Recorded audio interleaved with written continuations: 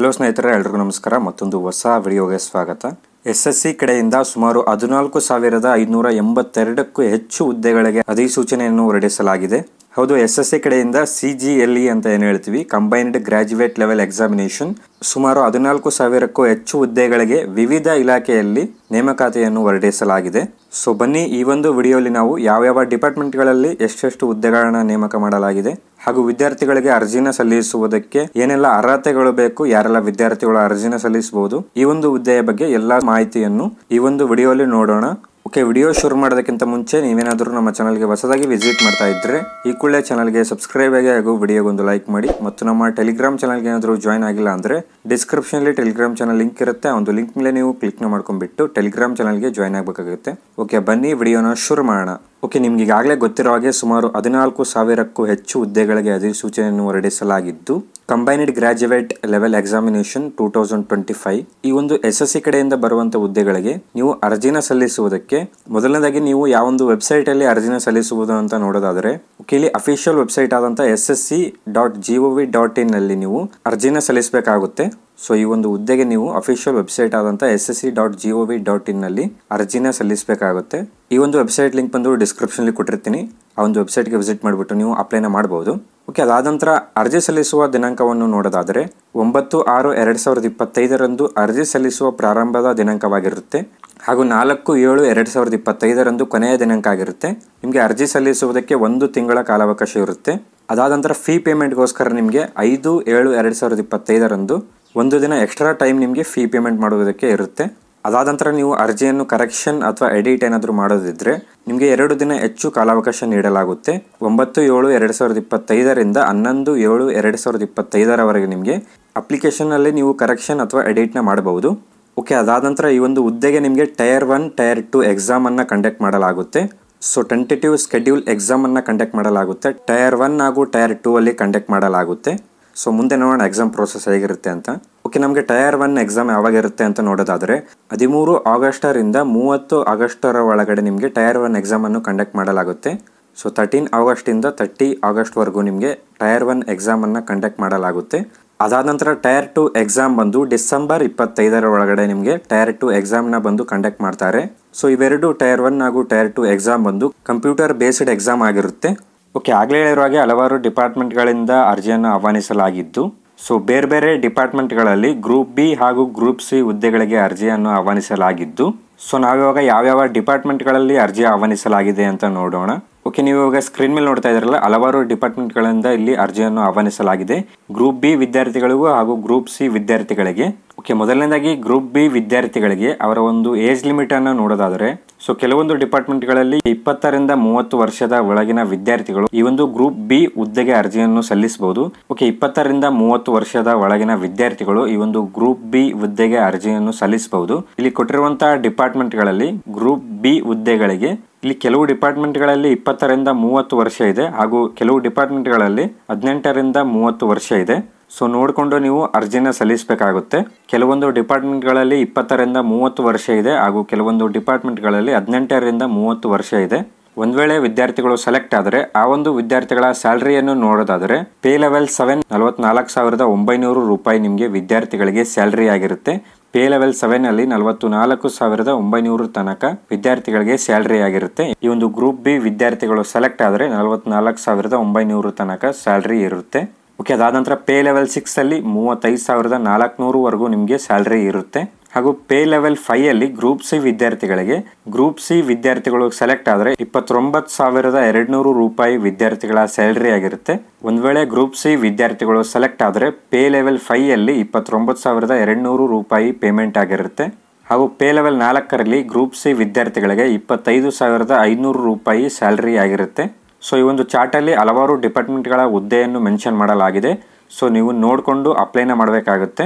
ಮತ್ತು ವಿದ್ಯಾರ್ಥಿಗಳ ಏಜ್ ಬಂದು 18ರಿಂದ 30 ವರ್ಷದವರೆಗೂ ಇದೆ ಹಾಗೂ 18ರಿಂದ 32 ವರ್ಷದ ಒಳಗೂ ಇದೆ ಹಾಗೂ 18ರಿಂದ 27 ವರ್ಷದ ಒಳಗಿನ ವಿದ್ಯಾರ್ಥಿಗಳಿಗೂ ಕೂಡ ಇದೆ. ನೀವು ನೋಡಿಕೊಂಡು ಅಪ್ಲೈನ ಮಾಡಬೇಕಾಗುತ್ತೆ.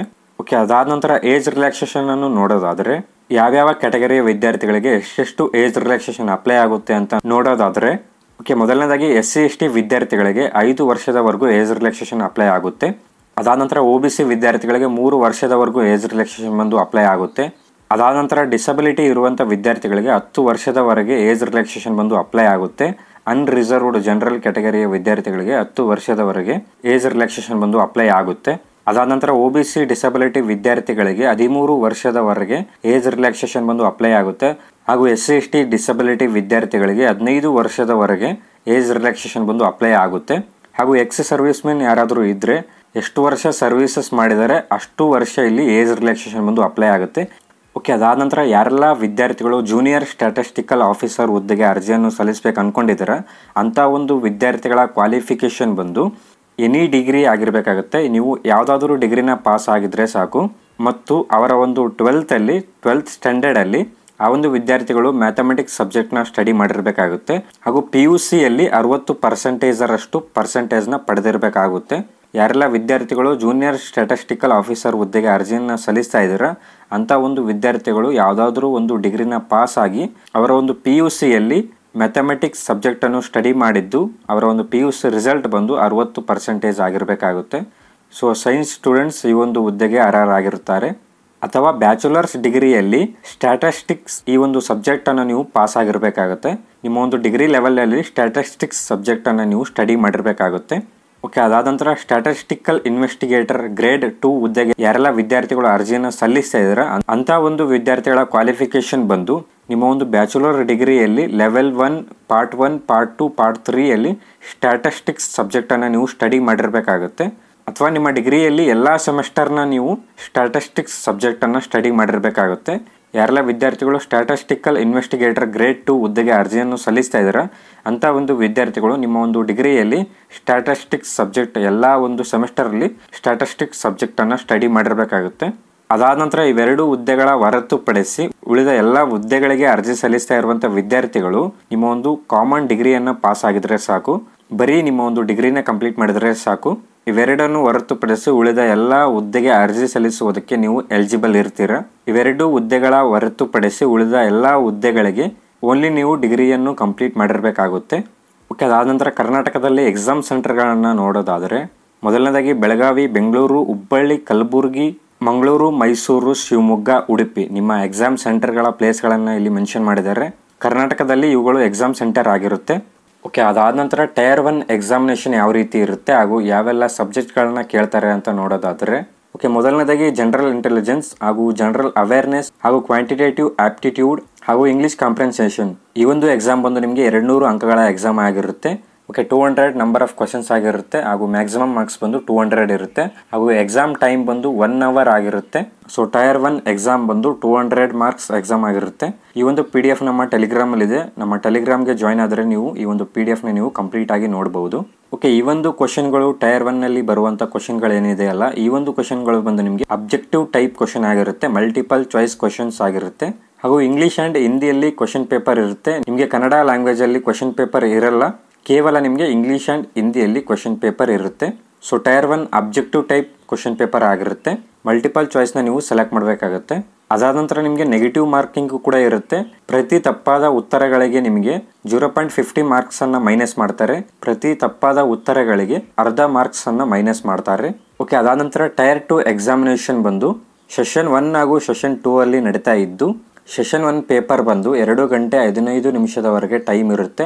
ಹಾಗೂ ಸೆಷನ್ 2 ಪೇಪರ್ ಬಂದು 15 ನಿಮಿಷದ ಪೇಪರ್ ಆಗಿರುತ್ತೆ. ಹಾಗೂ ಸಬ್ಜೆಕ್ಟ್ಗಳು ಬಂದು ಸೆಷನ್ 1ನಲ್ಲಿ ಸೆಕ್ಷನ್ 1 ಬಂದು ಮ್ಯಾಥಮೆಟಿಕಲ್ ಎಬಿಲಿಟೀಸ್ 30 ಕ್ವಶನ್ಸ್ ಆಗಿರುತ್ತೆ. ಹಾಗೂ ಜನರಲ್ ಇಂಟೆಲಿಜೆನ್ಸ್ 30 ಕ್ವಶನ್ ಆಗಿರುತ್ತೆ. ಟೋಟಲ್ 60 ಕ್ವಶನ್ಸ್ ಇರುತ್ತೆ. ಒಂದೊಂದು ಕ್ವಶನ್ಗೆ 3 ಅಂಕಗಳಾಗಿದ್ದು 68 3 180 ಮಾರ್ಕ್ಸ್ ಆಗಿರುತ್ತೆ. ಟೋಟಲ್ 180 ಮಾರ್ಕ್ಸ್ ಪೇಪರ್ ಆಗಿರುತ್ತೆ. ಸೊ ಸೆಷನ್ 1ನಲ್ಲಿ ಸೆಕ್ಷನ್ 1 ಹಾಗೂ ಸೆಕ್ಷನ್ 2 ಪೇಪರ್ ಕಂಡಕ್ಟ್ ಮಾಡ್ತಾ ಇದ್ದು ಪ್ರತಿ ಪೇಪರ್ಗೆ ನಿಮಗೆ 1 ಗಂಟೆ ಟೈಮ್ ಇರುತ್ತೆ. ಸೊ ನಿಮಗೆ ಸೆಕ್ಷನ್ 1 ಹಾಗೂ ಸೆಕ್ಷನ್ 2ಗೆ ಟೋಟಲ್ 2 ಅವರ್ಸ್ ಆಗಿದ್ದು ಸೆಕ್ಷನ್ 1ಗೆ 1 ಅವರ್ ಹಾಗೂ ಸೆಕ್ಷನ್ 2ಗೆ 1 ಅವರ್ನ ಇವರು ಎಕ್ಸಾಮ್ ಟೈಮನ್ನು ನೀಡ್ತಾ ಇದ್ದಾರೆ. ಹಾಗೂ ಸೆಕ್ಷನ್ 2 ಅಲ್ಲಿ ಇಂಗ್ಲಿಷ್ ಲ್ಯಾಂಗ್ವೇಜ್ ಪೇಪರ್ ಇದ್ದು 45 ಕ್ವಶನ್ಸ್ ಇರುತ್ತೆ. ಹಾಗೂ ಜನರಲ್ ಅವೇರ್ನೆಸ್ ನಿಮಗೆ 25 ಕ್ವಶನ್ಸ್ ಆಗಿರುತ್ತೆ. ಟೋಟಲ್ 70 ಕ್ವಶನ್ಸ್ ಇರುತ್ತೆ. 70 ಕ್ವಶನ್ಸ್ಗಳಲ್ಲಿ ಪ್ರತಿ ಕ್ವಶನ್ಸ್ಗೂ ನಿಮಗೆ 3 ಅಂಕಗಳಾಗಿದ್ದು ಟೋಟಲ್ ನಿಮಗೆ 70 × 3 210 ನಿಮಗೆ ಮ್ಯಾಕ್ಸಿಮಮ್ ಮಾರ್ಕ್ಸ್ ಆಗಿರುತ್ತೆ. ಅದಾದ ನಂತರ ಸೆಕ್ಷನ್ 3 ಹಾಗೂ ಸೆಕ್ಷನ್ 4 ಅಲ್ಲಿ ಸೆಕ್ಷನ್ 3ಯಲ್ಲಿ ಕಂಪ್ಯೂಟರ್ ಬೇಸ್ಡ್ ಟೆಸ್ಟ್ ಆಗಿರುತ್ತೆ. 20 ಕ್ವಶನ್ಸ್ ಇರುತ್ತೆ. ಪ್ರತಿ ಕ್ವಶನ್ಗೂ ನಿಮಗೆ 3 ಅಂಕಗಳಾಗಿದ್ದು ಟೋಟಲ್ ನಿಮಗೆ 60 ಮಾರ್ಕ್ಸ್ ಕ್ವಶನ್ ಪೇಪರ್ ಆಗಿರುತ್ತೆ. ಅದಾದ ನಂತರ ಸೆಕ್ಷನ್ 4ಅಲ್ಲಿ ಡಾಟಾ ಎಂಟ್ರಿ ಸ್ಪೀಡ್ ಟೆಸ್ಟ್ ಇರುತ್ತೆ. ಕೇವಲ ಒಂದು ಡಾಟಾ ಎಂಟ್ರಿ ಟೆಸ್ಟ್ ಇರುತ್ತೆ. ಅದಾದ ನಂತರ ಪೇಪರ್ 2 ಅಲ್ಲಿ ಸ್ಟ್ಯಾಟಿಸ್ಟಿಕ್ಸ್ ಸಬ್ಜೆಕ್ಟ್ ಇದ್ದು 100 ಟೋಟಲ್ ನಂಬರ್ ಆಫ್ ಕ್ವಶನ್ಸ್ ಇರುತ್ತೆ. ಸೊ 200 ಟೋಟಲ್ ಮ್ಯಾಕ್ಸಿಮಮ್ ಮಾರ್ಕ್ಸ್ ಇರುತ್ತೆ. ಒಂದು ಪ್ರಶ್ನೆಗೆ 2 ಅಂಕಗಳಾಗಿದ್ದು 100 ಇಂಟು 200 ಮ್ಯಾಕ್ಸಿಮಮ್ ಮಾರ್ಕ್ಸ್ ಆಗಿರುತ್ತೆ. ಹಾಗೂ 2 ಗಂಟೆಗಳ ಕಾಲ ಎಕ್ಸಾಮ್ ಬರೆಯುವುದಕ್ಕೆ ಟೈಮ್ ಇರುತ್ತೆ. ಓಕೆ, ಇದಿಷ್ಟು SSC ಕಡೆಯಿಂದ ಬಂದಿರುವಂಥ ಮೇನ್ ಇಂಪಾರ್ಟೆಂಟ್ ನೋಟಿಫಿಕೇಶನ್ ಆಗಿರುತ್ತೆ. ಈ ಒಂದು ಹುದ್ದೆಗೆ ಅರ್ಜಿ ಸಲ್ಲಿಸುವುದು ಹೇಗೆ ಅಂತ ವಿಡಿಯೋ ಏನಾದರೂ ಬೇಕಾದರೆ ಕೆಳಗಡೆ ಕಾಮೆಂಟ್ ಹಾಕಿ, ನಾನು ಅಪ್ಲೈ ಮಾಡುವುದು ಹೇಗೆ ಅಂತ ಒಂದು ವಿಡಿಯೋನ ಅಪ್ಲೋಡ್ ಮಾಡ್ತೀನಿ. ಓಕೆ, ಈ ಒಂದು ವಿಡಿಯೋನ ನಾನು ಇಲ್ಲಿಗೆ ಕಂಪ್ಲೀಟ್ ಮಾಡ್ತಾ ಇದ್ದೀನಿ. ವಿಡಿಯೋ ಏನಾದರೂ ಇಷ್ಟ ಆದಲ್ಲಿ ವಿಡಿಯೋಗೊಂದು ಲೈಕ್ ಮಾಡಿ. ಚಾನಲ್ಗೆ ಏನಾದರೂ ಇನ್ನೂ ಸಬ್ಸ್ಕ್ರೈಬ್ ಆಗಿಲ್ಲ ಅಂದರೆ ಸಬ್ಸ್ಕ್ರೈಬ್ ಆಗಿ ಅಂತ ಹೇಳ್ತಾ ಮತ್ತೆ ಸಿಗೋಣ ಮುಂದಿನ ವಿಡಿಯೋಲಿ.